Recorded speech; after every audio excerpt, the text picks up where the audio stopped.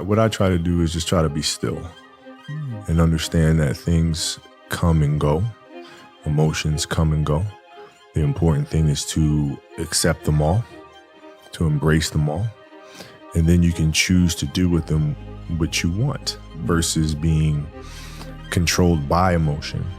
You know, a lot of times I've seen players, even myself, you know, when I was younger, being consumed by a particular fear, and to the point where you're saying, okay, nah, it's not good to feel fear. I shouldn't be nervous in this situation. Like, nah.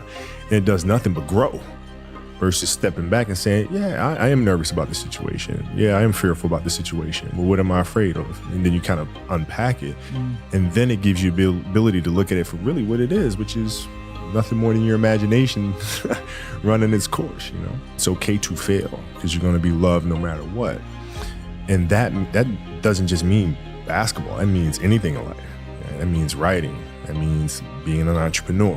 That means having the confidence to go for it. And I've seen too many parents do the exact opposite. And it terrifies children. And children become paralyzed by their own fear because they don't have that security blanket of love and comfort.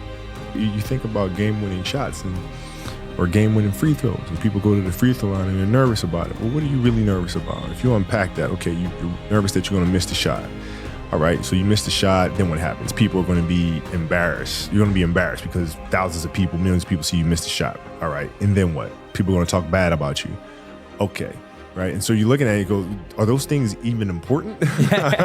You know what I mean? If that is my fear, like what is, you worried about letting your teammates down? Okay, have you let them down before? Well, I'm sure, in practice and things of that nature, right? They're still there, you know? And so when you're able to unpack it, you kind of look at it for what it is, which is really nothing. Don't hide from it, you know? You got to be able to look at it and, you know, and deal with it head on. You know, trial and error. You know, you grow up and you make game-winning shots and it's awesome. You come back the next day and miss a game-winning shot and it's misery. And then the next day comes and you're back playing again and you understand that life has this cyclical nature where it's, you know, what you do on Monday, it's fantastic, but then Tuesday is a bad day. But guess what? There's Wednesday. So are we just supposed to live our lives like this the whole time? You know, versus just staying like this and understanding that it's really just a journey of evolution every day. It's just constant improvement, constant curiosity, constantly getting better. The results don't really matter. It's the figuring out that matters. And it's just piece by piece, and it's the consistency of the work, which I feel like a lot of parents are missing today because we're not teaching that to our kids. We tend to say like kids don't want to do the work, but in reality, it's when we're failing them because we're not leading them the right way and teaching them, you know, how to fish. You know what I mean? And so like the consistency of work, Monday, get better. Tuesday, get better. Wednesday, get better, right? And you do that over a period of time, you know, not like 1 month or 2 months. I mean, it's 3, 4, 5, 6, 7, 8, 9, 10 years. And then you can get to where you want to go. I expected to win, you know, like I expected us to win championships. I expected us to win 5, quite honestly. I expected us to win 8.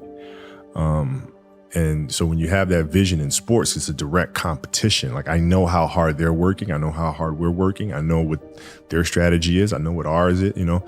So it's a little different. So when we went in the NBA, it was like, yeah, we expected to do that.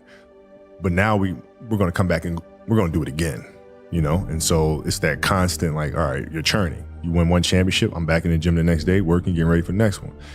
Now, it's different because it's not about the awards. You know, you just wind up trying to create something that's going to inspire someone that hopefully, you know, through that inspiration, they can inspire somebody else. And what I've come to learn as my career went on is that's more significant than any championship. Is how do you connect with somebody that can then connect with another? I think it's important for athletes to own what it is that they're going through. It's awareness, right? I think a lot of times we try to tell children, tell young athletes in particular, that if you have those thoughts and those feelings, that's weakness, that's bad, you shouldn't be feeling that, which then causes them to feel some type of way about themselves, and they carry that around with them for the rest of their lives. And I think the most important thing is for us to be aware of what's going on in here.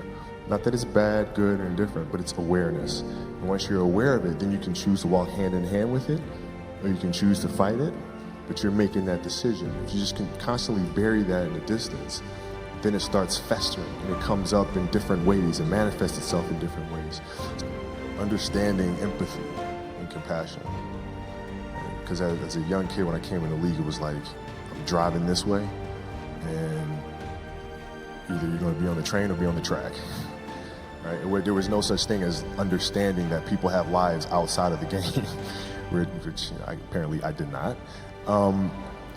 But like if I understood that at an early age, then it helps me as a leader to communicate better. I came to understand that later, and getting to know people on a personal level. What are their fears? What are their insecurities? What are their dreams and ambitions, desires, those sorts of things. When you come to understand that about a person, then you can help them reach the best version of themselves.